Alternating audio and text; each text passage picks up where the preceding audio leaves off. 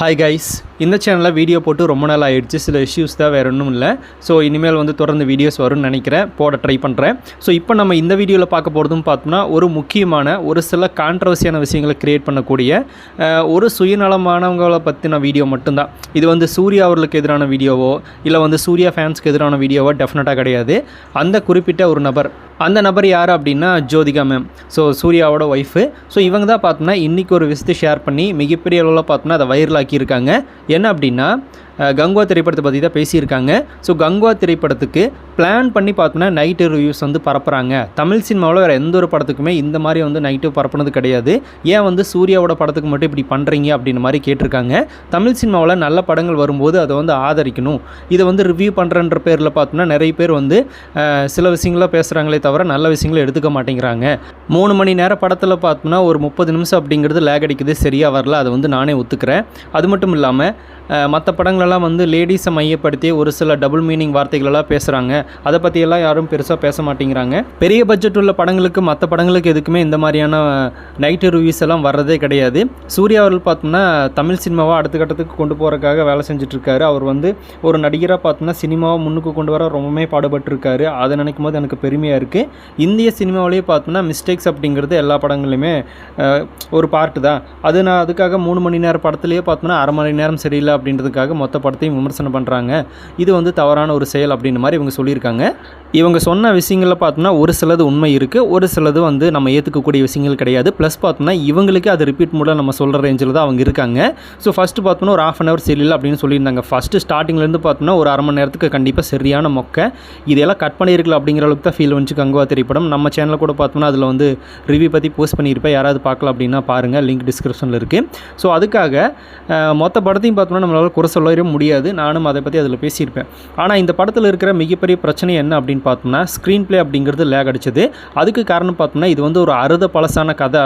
இவங்க வந்து ஏதோ புதுசாக ஒரு கதையை ட்ரை பண்ணி அதில் பார்த்தோம்னா நம்ம ஏதோ புதுசாக கொண்டு வர ட்ரை பண்ணலாம் அப்படின்ற மாதிரியெல்லாம் இவ்வளோ பட்ஜெட் இன்வெஸ்ட் பண்ணி எடுக்கல. இந்த மாதிரி ஹிஸ்டாரிக்கல் ஃபிலிம் அப்படின்னால என்ன நடக்கும்? ஒரு நாட்டை பார்த்தோம்னா இன்னொருத்தவங்க வந்து கைப்பற்றதுக்கு உண்டான வருவாங்க, அதுக்கு உண்டான ஒரு போர் நடக்கும். அதுதான் இந்த படத்தோட கதையும் அதுவாக தான் இருக்குது. ஸோ இதில் வந்து புதுசாக அவங்க எதுவுமே ட்ரை பண்ணல. பட் இருந்தாலும் ஓரளவுக்கு பார்த்தோம்னா பார்க்குற மாதிரியான ஒரு 1 டைம் வாட்சபிள் மூவி தான் கங்குவா. இவங்க நினைக்கிற மாதிரி பெரிய பட்ஜெட் இன்வெஸ்ட் பண்ணிட்டோம், கிட்டத்தட்ட 1000 கோடி கலெக்ஷன் எடுக்கும் அப்படின்ற அளவுக்கு பில்டப் விட்டாங்களா, அந்த மாதிரியான படம் கங்குவா கிடையாது. அதை சூர்யா ஃபேன்ஸை ஒத்துக்கிறாங்க. ஸோ அப்படி இருக்கும்போது இவங்க நைட்டு ரிவ்யூஸ் பரப்புறதுக்கு பார்த்தோம்னா இவங்க ஸ்டேட்மெண்ட் விடுறதுக்கு என்ன காரணம்? இது மட்டும் இல்லாமல் இந்த ஒரு படத்துக்கு மட்டும்தான் நெகட்டிவ் ரிவ்யூஸ் வர மாதிரி இவங்க பேசியிருக்காங்க. பெரிய பட்ஜெட் உள்ள படங்கள் கோட்லாம் பார்த்தோம்னா 300 கோடி பட்ஜெட்டுக்கு மேலே எடுத்திருந்தாங்க. இந்தியன் 2 திரைப்படம் பார்த்தோம்னா அதை விட அதிக அளவில் பட்ஜெட்டில் எடுத்திருந்தாங்க. ஸோ அந்த படங்களே பார்த்தோம்னா கழுவி ஊற்றி க்ளோஸ் பண்ணிட்டு போயிட்டாங்க. ஏன் இவ்வளோ சொல்ல போனால் பிரபாஸ் அவர்கள் நடித்த கல்கி திரைப்படத்துக்கே பார்த்தோன்னா ஓரளவுக்கு எதிர்மறையான விமர்சனங்கள் இருந்துச்சு. அதே மாதிரி பார்த்தோம்னா சலார் திரைப்படத்துக்கு. இந்த படங்களும் பார்த்தோன்னா பெரிய பட்ஜெட்டில் எடுக்கப்பட்ட படங்கள் தான். எல்லா பெரிய பட்ஜெட்டில் எடுக்கப்பட்ட படங்களுக்கும் பார்த்தோன்னா விமர்சனங்கள் வந்துட்டு தான் இருக்குது, நைட்டு ரிவ்யூஸ் பரப்பிட்டு தான் இருக்காங்க. ஆனாலும் அந்த படம் பார்த்தோம்னா என்ன பண்ணணுமோ அதை பண்ணி ஒரு கலெக்ஷன் பேஸாக போய் ஒரு ஸ்ட்ராங்கான படமாக நிற்கிது. இது வந்து மக்கள் கையில் தான் இருக்குது. அதுக்காக இவங்க பார்த்தோம்னா நைட்டு ரிவ்யூஸ் திட்டமிட்டே பரப்புகிறாங்க அப்படின்னு சொல்லக்கூடாது. பார்க்குற ஆடியன்ஸ்க்கு நம்ம ஹைப்பை கொடுத்துட்டு பார்த்தோம்னா இப்படி பண்ணிட்டாங்களே அப்படிங்கிற ஒரு ஃபீலிங்கில் அவங்க வந்து பிடிக்கல அப்படின்னு சொல்ல தான் செய்வாங்க. அவங்களுக்கு இருக்கிற அதிகபட்ச கடைசி சுதந்திரமே அதுதான். இந்த படம் இப்படி தான் இருக்குது, பிடிக்கல அப்படின்னு. அதையுமே வந்து திட்டமிட்டு பரப்புகிறாங்க அப்படின்னு இவங்க சொன்னாங்க அப்படின்னா இது எந்த வகையில் நியாயம் அப்படிங்கிறதே தெரியல. சரி, அப்படி இருக்கிற நீங்கள் இதே மாதிரி கோட் படத்துக்கு, வேட்டையின் திரைப்படத்துக்கு, அதே மாதிரி பார்த்தோம்னா அஜித் சாரோட படத்துக்கு, நிறைய படங்களுக்கு பார்த்தோம்னா இந்த மாதிரியான நெகட்டிவ் ரிவ்யூஸ் வந்துட்டு தான் இருக்குது. எல்லா படங்களுக்கும் பார்த்தோம்னா நீங்கள் கொதிச்சு எழுந்து தமிழ் சினிமாவை அடுத்த கட்டத்துக்கு கொண்டு போகிறக்கு இவங்க விட மாட்டாங்க. இதெல்லாம் பண்ணாதீங்க, இந்த மாதிரியான ரிவ்யூஸ் எல்லாம் போஸ்ட் பண்ணாதீங்க, தமிழ் சினிமாவை நம்ம தான் காப்பாற்றணும், நம்ம எல்லாருமே சப்போர்ட் பண்ணணும் அப்படின்ற மாதிரி இவங்க பேசியிருந்தாங்க அப்படின்னா சரி, ஓகே, இவங்க சினிமாவுக்காக தான் பார்த்தோம்னா குரல் கொடுக்குறாங்க அப்படின்னு நம்ம எடுத்துக்கலாம்.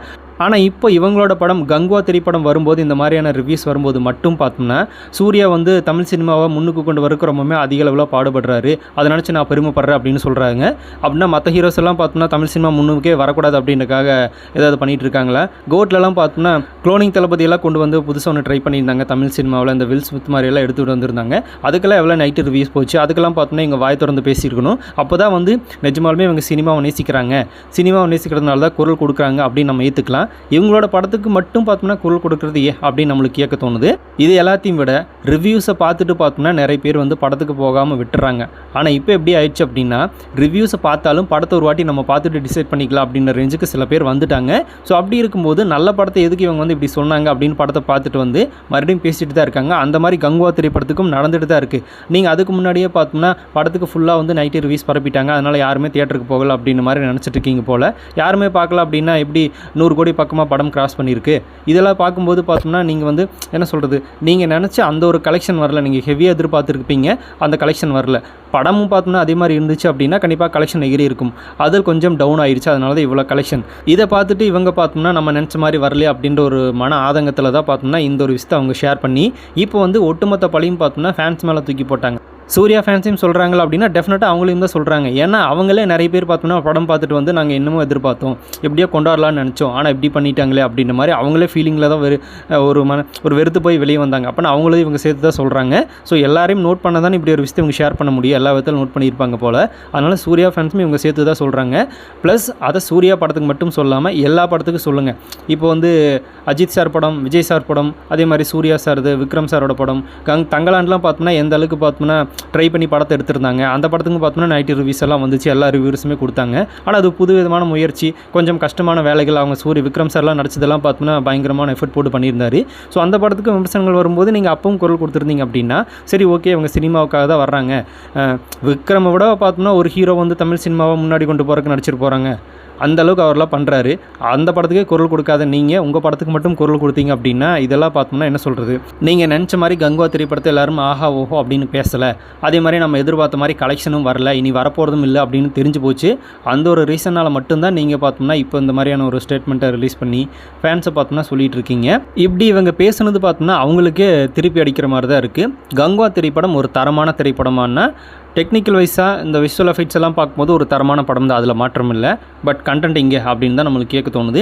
இதெல்லாம் அறுத பழசான ஒரு கண்டென்ட்டு, இதை வந்து பார்த்து சலிச்சு போச்சு. இதை வந்து பாகுபலியில் அந்த ஒரு சிம்பிளான கதை தான், அண்ணன் தம்பிக்குள்ளே யார் அரசனாக போகிறாங்க அப்படிங்கிற ஒரு போட்டி நிலவும். அந்த ஒன்லைன் வச்சுட்டு பார்ட் 2 வரைக்கும் எடுத்து பார்த்தோம்னா ராஜமௌழி பங்கம் பண்ணியிருந்தார் பயங்கரமாக. ஸோ அப்படி ஒரு ஒன்லைனை வச்சுட்டு பார்த்தோம்னா அதே மாதிரி இந்த படத்தையும் அவங்க எடுத்துருக்கிறதுக்கு ரொம்பவே அதிகமான வாய்ப்புகள் இருக்குது சிவா அவர்களுக்கு. பட் அவர் பார்த்தோம்னா அதை பண்ணல. அது வந்து அவர் நினச்சதை பண்ணியிருக்காரு, அவ்வளோதான். நம்ம எக்ஸ்பெக்ட் பண்ணது வேறு, அவங்க பார்த்தோம்னா பண்ண நினச்சது அவங்க பண்ணிட்டாங்க. ஆனால் அவங்க பண்ண நினச்சதை இந்த மீடியமில் தான் நம்மளே எடுக்க போகிறோம், அதனால் ஓவர் ப்ரொமோஷன் வேணாம், ஜஸ்ட்டு சிம்பிளாக காட்டிட்டு போயிடலாம், பிரம்மாண்டத்தை மட்டுமே நம்ப வேணாம். ஏன்னா இப்போ வர படங்களெல்லாம் பிரம்மாண்டத்தினால ஓடுறது கிடையாது, கதை இருந்தால் தான் ஓடுது அப்படிங்கிறது அவங்களுக்கே தெரியும். அப்படி இருக்கும்போது நம்ம எடுத்துருக்கிற கண்டென்ட்டுக்கு பார்த்தோம்னா இந்த அளவுக்கு அதிகமாக ஓவர் ஹைப் கொடுக்க வேணாம், ப்ரொமோஷன் பண்ண வேணாம். சூர்யாவோட படங்களுக்கு எப்படி நார்மலாக நம்ம ஆடியோ லான்ச் நடத்துவோமோ ப்ரொமோஷன் பண்ணுவோமோ அதே மாதிரி பண்ணி ரிலீஸ் பண்ணிக்கலாம் அப்படிங்கிற ஒரு முயற்சி எடுத்து ரிலீஸ் பண்ணியிருந்தீங்க அப்படின்னா இந்நேரம் இந்த படம் சூப்பர் ஹிட், அதில் எந்த மாற்றமும் இல்லை.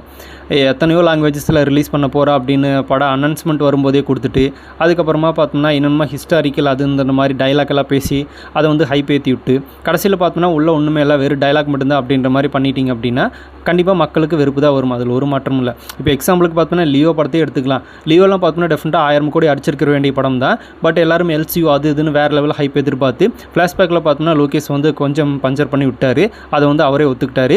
ஸோ அப்படி இருக்கிறதுனால தான் அந்த படம் கிட்டத்தட்ட ஒரு 600 கோடியிலே நின்று போச்சு. இல்லை அப்படின்னா அது 1000 கோடி எடுத்திருக்கும். ஸோ இந்த மாதிரி ஹைப்பை கொடுத்துட்டு தான் பார்த்தோம்னா இந்த மாதிரியான படங்கள் வந்து சில அது எதிர்மறையான விமர்சனங்கள் வருது, அதில் மாற்றமே இல்லை. இன்னும் சொல்லப்போனால் விஜய் படத்துக்கு வராத எதிர்மறையான விமர்சனங்களாக வந்து சூர்யா சாரோட படத்துக்கு வந்துருச்சு.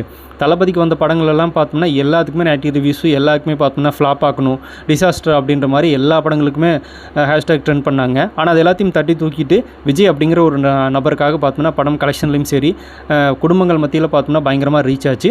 அது அவருக்கு அந்த ஸ்டார்டம் அந்த லெவலுக்கு பார்த்தோம்னா இன்னும் சூர்யா அவர்கள் வரல அப்படிங்கிறது உண்மையான விஷயம் தான். ஸோ அப்படி வந்துட்டு அதுக்கப்புறமா சூர்யா அவர்கள் என்ன மாதிரியான இந்த மாதிரியான ஒரு படத்தை எடுத்தாலும் இல்லை இதை விட ரொம்பவுமே டம்மியான ஒரு படத்தை எடுத்தாலும் கூட அவருக்கு ஸ்டாண்டர்டில் பார்த்தோம்னா ஒரு கலெக்ஷன் வச்சுருப்பார்ல, அந்த கலெக்ஷன் டெஃபினட்டாக வரும். ஃபஸ்ட்டு ஃபேமிலிக்காக, இந்த ஃபேமிலி சம்மந்தப்பட்ட பிரச்சனைகளுக்காக, உங்களோட படம் சம்மந்தப்பட்ட பிரச்சனைகளுக்காக மட்டும் குரல் கொடுத்துட்டு மக்களை பார்த்தோம்னா ஏதோ கேள்வி கேட்குற மாதிரி, ஏன் நீங்களாம் சரியாக படத்தை பார்க்கல, என்ன உங்களுக்கு அவ்வளோ இது அப்படின்ற மாதிரி கேட்குற மாதிரி தான் இருக்குது இந்த அறிக்கையெல்லாம்.